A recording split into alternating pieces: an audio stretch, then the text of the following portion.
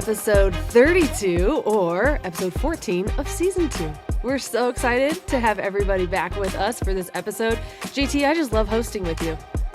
It's a good time. It's so fun. I'm so happy to be joined by my co-host JT. JT, can you give us one super fun fact about you? I just feel like we should kick it off with someone knowing something fun about you. Super fun. I don't know any super fun facts about me. I have a daughter and I'm a father, so that's fun. Well, get to know you fast. Yeah. That's good I love too. to climb. Yeah, I'm a climber, hiker. We were talking about rock climbing the other day, indoor climbing. Yeah, I enjoy it. I have my own shoes, so I think that makes you like official. That's if very you've got legit. your own shoes. Yes. So yeah. Oh yeah. You're like whole next level. When you have your own equipment for a hobby, it means you actually do it. You're legit in that hobby. Yeah, exactly. Yes. Yeah. Yeah. Well, we're so excited to be here with you all again, me and JT. But this is the Monochrome Podcast. It is a podcast for production and creatives serving in the church world, serving in their local church. And we are not here with all the answers, but we hope to ask some fun, intriguing, and, leading questions that help to get you and your team talking so that we can all find the answers together. There's not always right answers at all, which we love too. There's oftentimes many ways to do something. So we love that. But today we've got a few segments that we really love. Some SALT news. We're going to talk about the worship classic that's coming up. I'm going to share a little kind of graduation season, what's in my cart kind of thing. And then we've got an awesome interview as well with our worship team from SALT this past year. But before we dive in, I do want to give the teaser. We're going to be talking next week with Warren Davis, who is I don't want to say a household name at SALT, but he's a name that we throw around a lot at SALT. Internally on our team, we often talk about Warren. He's awesome. But he's the central team leader of broadcast support at Life Church. And we love everyone over at Life Church. They're awesome. We've just created such a fun relationship with that team. And we really love having them at SALT. So it's going to be a great episode next week, so join in for that one. But John, your name is John, but JT, it is. Dive into SALT news with us. I almost spoiled SALT news by saying John, but so I have to put in a time off request. I'm putting it on live on air, asking for when some this PTO. Is getting published. I need PTO for June 4th. June 4th. So for those of you who are John Bellion fans, you already know what I'm talking about. Oh. If you're not, welcome to the fold. You're going to become one. John Bellion has the most loyal fans in the whole world. He has not put out an album in 6 years. His own album. His own album. He's put out music. He's collaborated with people. He's been producing for tons and tons of people. Basically every really great song that's come out over the past decade and a half, he's probably produced. Justin Bieber, Tori Kelly, Rihanna. I love his Justin Bieber songs. Yes. One of my favorite are the ones he's written. Yeah. Anyone out there who's like, man, that's a great song. I wonder who produced that. It's probably John Bellion. But he has an incredible story. I encourage you to go kind of learn more about him. But he has a following who has been waiting for an album for 6 years. And he's finally coming out with one on June 4th. It's called Father Figure. So I will be taking the day off to listen to that nonstop all the way through. Can you imagine? JT's going to literally take PTO just to listen to an album all day long. Yes. That's called being a fan. True commitment. He'll be rock climbing while listening. He's one of the few artists I actually get truly excited about.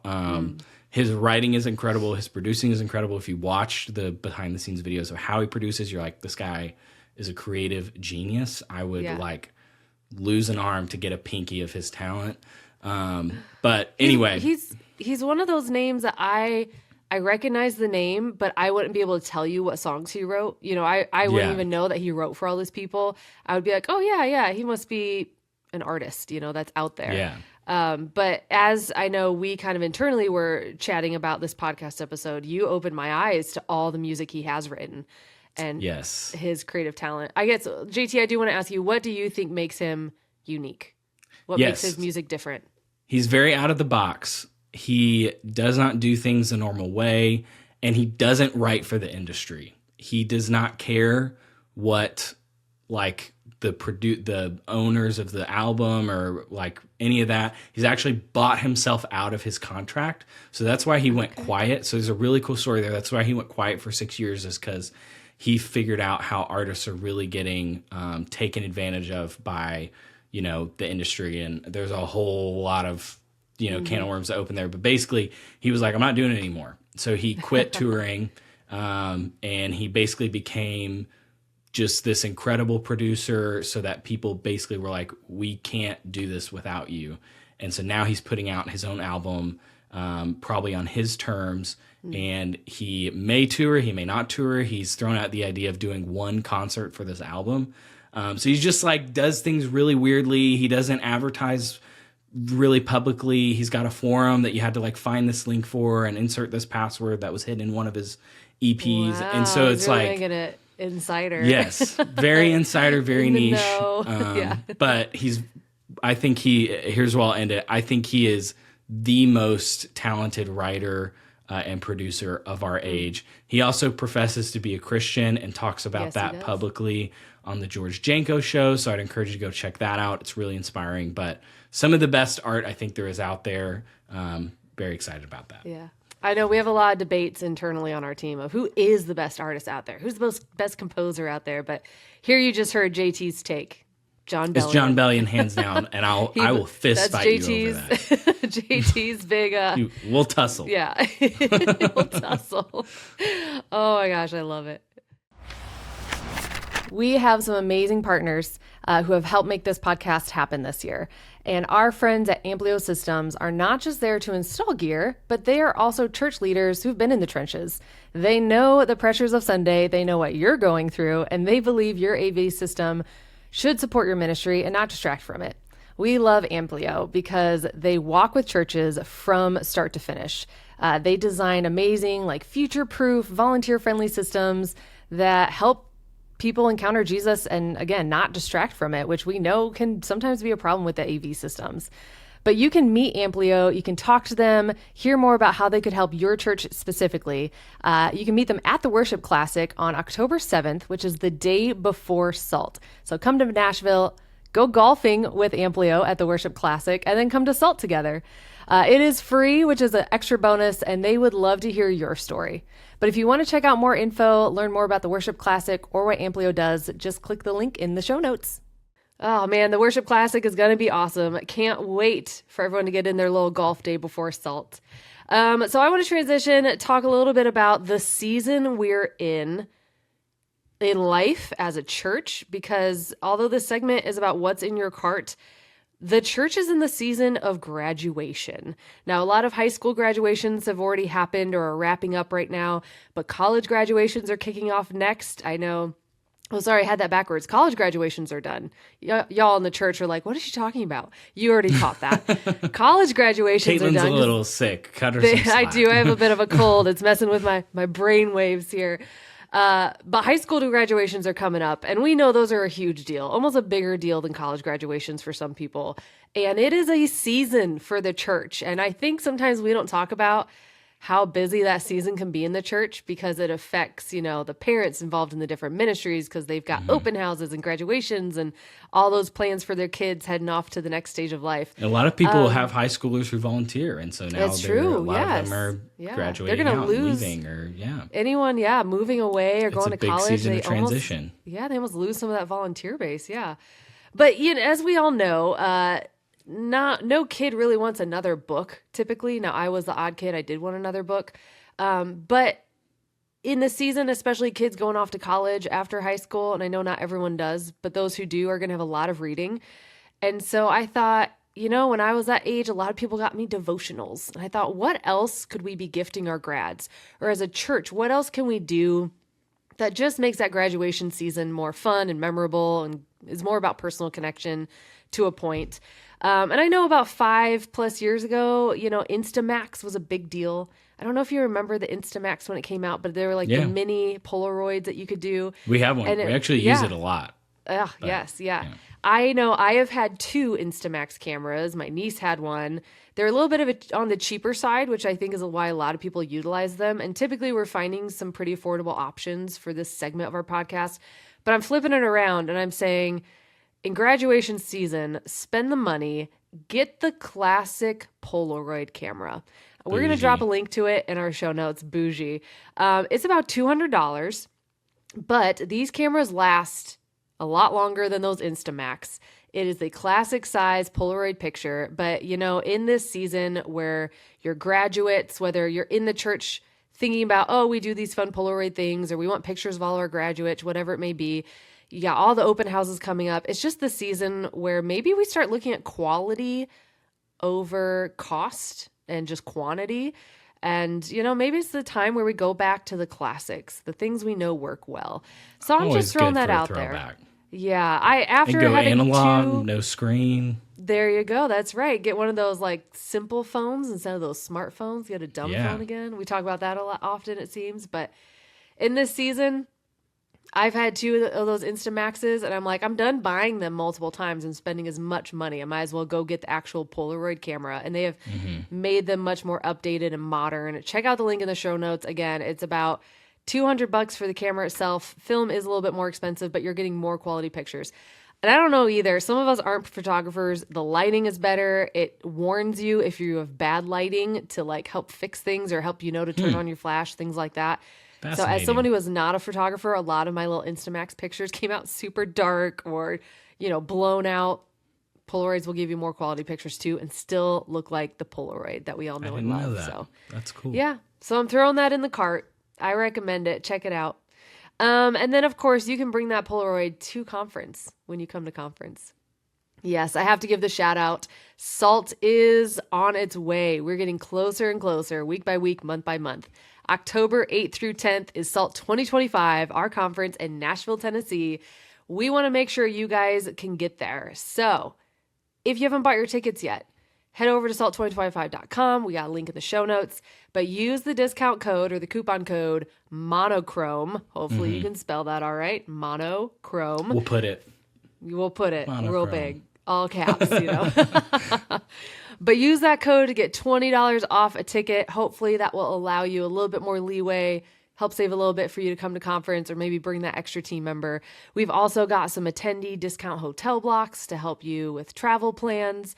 But reach out to our team too if you have any questions about the right airport to go to or how to make some of those travel plans.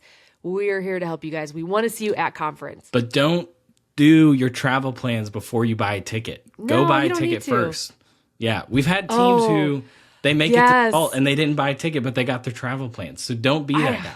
I know we've shared the story. Get your ticket now, save money, and then book your travel.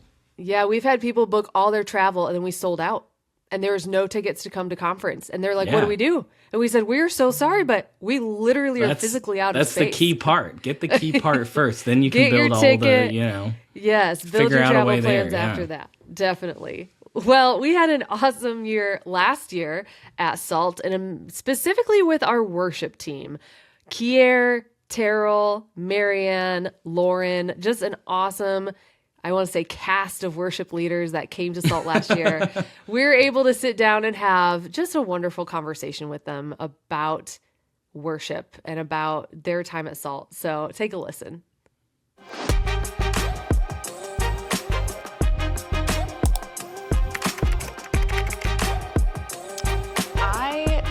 Genuinely got into worship leading because our youth group needed worship leaders. I actually did not want to do it.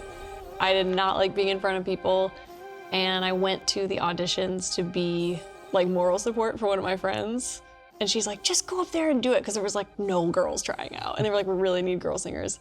And then once I started doing it, it was that instant feeling of, oh, this is a calling. Yeah. Because there was a grace that would come over me to be able to kind of combat, I guess, stage fright or whatever. I would enter this zone of just it being me and Jesus in the room. And yeah, and then I just knew, I was I think I'm going to do this for a while. Yeah. What about you guys? Awesome. Yeah, for me, I grew up with both my parents who were worship leaders. Grew up in a pretty Christian home with a lot of strong Christian values. So for me, it's I kind of always knew it was a part of my life. I didn't ever grow up feeling I wasn't meant to worship, if that makes sense. So, I mean, yes, we also had a very musical family. So I feel music was just a part of my DNA, but it was also something that I saw my parents doing all the time. So I think it was just natural for me to believe, like, I'm gonna do that too. And That's cool. they kind of instilled it with like every get together we had. We always had like music, singing, and we were singing songs to the Lord. And so I grew up in that kind of legacy of faith, which was really beautiful. So it's just kind of part of who I was, and that's kind of how I got into it. Pretty much the same for me. Grew up in church all of my life. I didn't really start singing until I was like 6. I remember I was in the bathroom at my grandma's house. We ate Sunday dinner there every Sunday as a whole big extended family. And I was in the bathroom and I was singing, and I opened the door and my whole family was around the door like, okay, like, oh, you can sing. That's so And cool. then my aunt threw me in the children's choir, and you know how it, like you said, it's like, we need you to do this. But when I was 12, our worship leader passed away. I was 11. She passed away quickly from brain cancer. Wow. And they needed somebody to fill the space. And they were like, we believe in you, Kierre. And 12. so they put me in place, and I officially became worship leader at the church. That's like that king that Amazing. Yeah. that King 12-year-old Josiah. that became king in the Bible, Yeah. Josiah. Yeah, but I've King always Josiah wanted energy. to. That's a big King Josiah energy.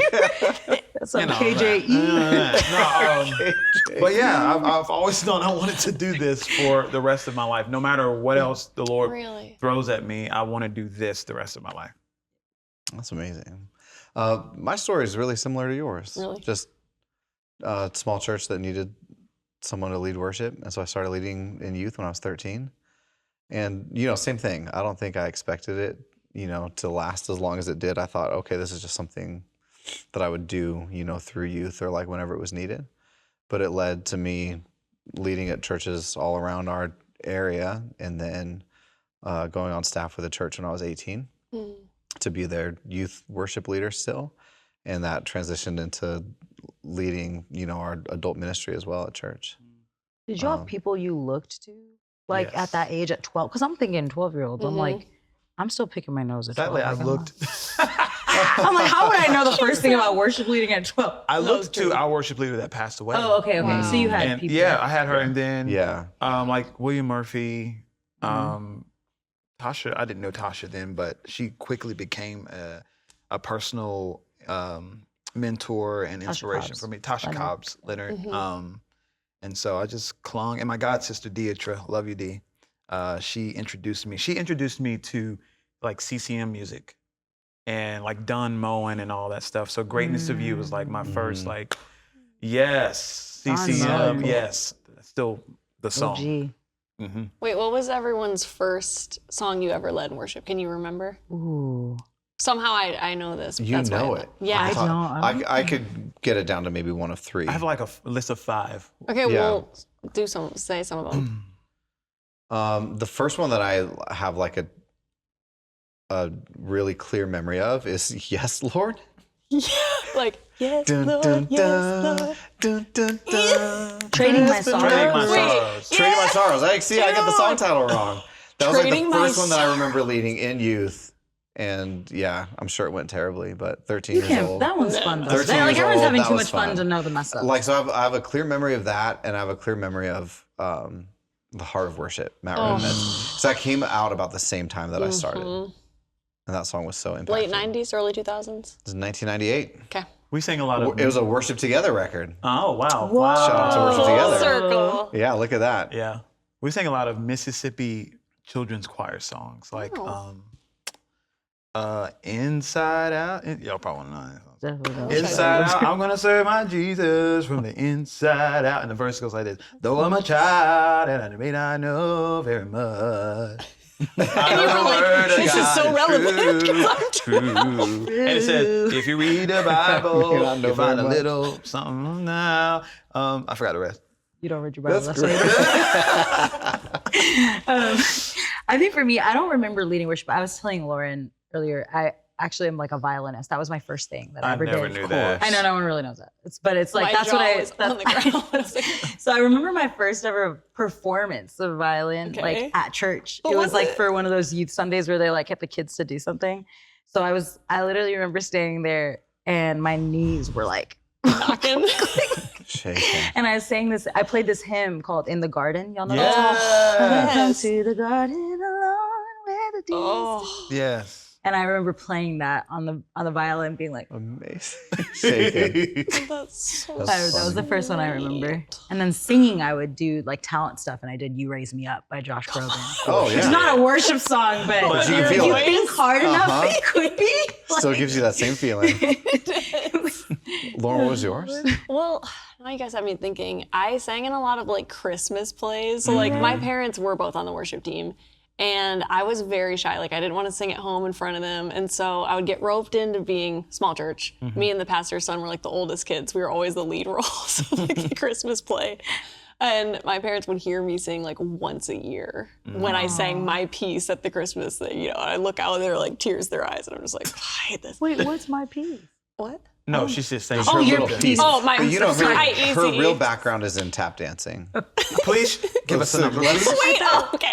All right, but- example, please. I thought she was in my piece, like PEAC. Yeah, no. my bad. But my first youth group, like worship leading song was "None But Jesus" by Hillsong That's a United. good one. Oh, what a good song. Yeah, I still love it. I still love it too. Good song. How do you kind of adapt how you're leading to the room that you're in? Oh, that's good. Great question. Let's. While still being true to who you are and I who can God's talk called about you to be and how that. you live. Yeah. I love that. Absolutely. on We just it, talked brother. about that yesterday. Yeah, we did. Yeah, go. We've had conversations about this. Yeah. Should I start us off, maybe? Yeah. Yeah. Well, I was just talking with a friend actually, because we had a similar conversation about this. Walking into a space that you may not be familiar with. You know, obviously we all believe as Christians in the Trinity, the deity of Jesus, that he's the way, the truth, and the life. There are aspects that we all agree on, and there are other aspects of the Bible that we differ on as well. And so walking into that space, and I think being able to read a room and lead, whether I'm leading like I would back home, or if I'm having to make an adjustment when I'm out, you know, somewhere like Salt, it's the same Spirit of God. And that's the important thing. And to recognize that I don't have to do things the way that I think they should be done for God to move. That's good. You know, I mean, Lauren and I go to the same church, and we come from a church that worship can last a really, really long time. It can go for an hour if it needs to. And I know that there are some worship leaders that it may not even be by choice, but the church that you serve at, your pastor has given you, you know, I served at a church for a lot of years that we had 18 minutes. You know, some churches have very specific times where it's like, hey, this is what's allowed for the worship slot, I guess. I think we all have different backgrounds. I think my point is God can move just as much in a 12-minute slot that you're given as he can in an hour. He can move just as much if you believe in the gifts of the Spirit or speaking in tongues, or if you're in a church that's like, hey, let's not do that. The Spirit of God is not confined by our boxes that we put him in. Yeah. I think that's important to remember. Good point. And like honoring the leadership where you're at, where you're serving, because where there's honor, there's unity, and unity commands a blessing. Yep. And I heard this, I can't remember what, there's a worship leader who's somebody probably that we all know, I'm trying to think of who it was, that I heard an interview of recently, and she said, I lead differently at home because I've built trust with those people, and that congregation knows me, and so they know that if I'm taking them somewhere, they can trust me because they know me. But if I go somewhere as a guest, I'm not trying to take those people necessarily to the same, maybe as far outside of their comfort zone as I would, or like reading the room for the comfort zone and saying, yeah, we want people to, you know, get undignified for the Lord, and we want to like lead. That's our role, to say, hey, break out of your box and actually like throw off all the distractions or all of the things holding you back. But there is that difference of if you've built the trust with people or not, and just honoring people where they are and being like what you're saying. The Lord can meet you where you're at, even if you're not willing to step outside of that. He's still gonna pursue you. And that's a part of worship leading, I think, is meeting the people where they're at, and then leading them from that place. Right. Yeah. Sometimes we can jump in way ahead of them. and Right, then we're leading no one. right. So And a part of I'm sorry. No, a go part ahead. of that is like even here at Salt is, and we've heard it through the week, meeting the actual people that you're leading, Yeah. like having conversations with them before service or after service or after a session if you're at a conference, and getting a pulse on what's happening, where are people, what are people dealing with, what is their faith, what are they expecting for the day, for the session, whatever it might be, and you're able to take that and say, okay, God, here's what, you know, what I've heard, what I'm feeling, or here's what I heard, what I feel, and let's name and claim some of these things. Like, let's address some of these things. I was in a session yesterday, and I heard it was a worship session, and one of the ladies, the guy said he had recently had a cancer diagnosis, or it was a lady, and so like last night I remember it came to my mind as we were worshiping, and before I knew, I was like, you know, called it out. yeah, cancer is not greater than the name of Jesus. So just like knowing how to meet them in the room and how to help push their faith up if it's dwindling a little bit. Yeah. Yeah. I also think there's like, because there's a line too, I think, with there's a confidence that you need to have as a worship leader in what God has put in you that like you shouldn't compromise. I really strongly feel that. Where, you know, I was even like, when we were leading at Salt, I think the first time I led on day 2, was it yesterday?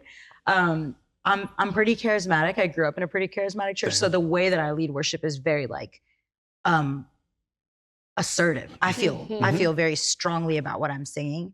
So I was telling Kierre, I was like, I hope it's okay that I just like went for it. And then I was like telling myself, no, it's okay. Like, Right. This is, No, you're this right is on the that. way that I worship. But it's like, I do think there's a line, because I think there's like a level of honor that you should have for leadership, right? It's like, I'm not gonna like get off stage and start doing deliverance ministry now. Like, we're not against that, but that's like just not, the trust is not there. But that's such a good point about honor trust. thing is good, But it's like also there's like this confidence that you build like in time, On like the as a journey worship, on the journey of being a worship leader, where you own your voice, you know, as a South Asian worship leader, not seeing many of that represented in mainstream church, right? It took me some time. It took me being a part of things like the group I was a part of, Maverick City, like to really feel comfortable, like owning my experience and my culture. And then when I come into a room, I can, like, minorities feel seen by me too, like, and by the way that I like worship, and I feel like they feel permission. It's like being meek. It's like being strong, knowing who you are in the Lord, but knowing that it's literally only because of the strength of God that you're even there. Right. So it's like standing in meekness. Word of encouragement for worship leaders out there who are in different contexts leading worship. What's your word of encouragement for them? If you write music that would not fit on a Sunday morning set list, you can still honor the Lord with that. And that's like a huge part of my life, is like in the mainstream, I guess kind of like pop world. And when I play a show in a club, you know, anywhere in the world where most people are not believers, I feel as confident that I'm leading worship that night because I'm honoring the Lord with my gifts. I'm actually like praying through the whole day, and I see it like I'm going to a ministry event. I like pray through the hallways. When I get there, I like view it like I'm a missionary. And I feel like so many people in the church, when you discover your gifts in the church, you're not sure how to like find context for them outside of those 4 walls.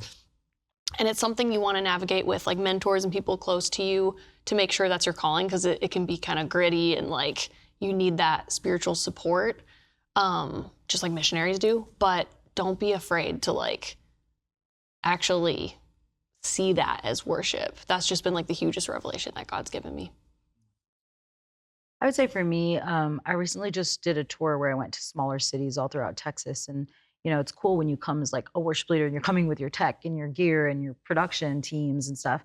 And you come into these small towns and people are like oohing and awing over the worship. And it's just like, I felt really strongly to remind people that like, Jesus is the greatest resource that you could ever need. Like, truly, he can still move in your congregation of 100 people, 25 people, 50 people. Like, just because the production value of a team is greater, it does not mean that the worship is any more like meaningful to the Lord, right? Like, he values and he loves like when his children worship him, no matter where you are. So my advice is more for people who are like maybe in rural towns or like smaller cities that just feel like, oh, we need to have this, this, and this to like make it work. Like, no, you have everything you could need. True. Like, and That's I good. hope that people feel equipped to like start small, even the small things, like, and just like trust that God's like building the teams and he's starting revival, like even in those small ways. Yeah. So that's what I would Love say. it. Yes. I love our Salt worship team every year. We used to ask different church bands to come to Salt, and then we started creating our own worship band, and that has been the case for the last 4 or 5 years now. But I just love the worship leaders that we have at Salt. They're fantastic. Incredible people. Yeah. Love But them. I want to thank all of you guys who've been listening in. Thank you so much for tuning in. We love you too. We're so grateful you're here, being a part of this community. We hope that these questions that we ask and these topics we bring up are helpful to you and your teams. But make sure to check out the show notes to learn more about our guests, all these worship leaders that we talked to, our sponsors, Amplio and the Worship Classic, and then all the different topics that we talked about today. You can get links and details about all of those in the show notes. And then please make sure to subscribe to the podcast if you haven't yet. If you haven't yet, like, what are you doing? Did you just find us? That's amazing. Awesome. Go hit subscribe. Share it with a friend. And then, of course, drop a 5-star rating. That helps us out a ton.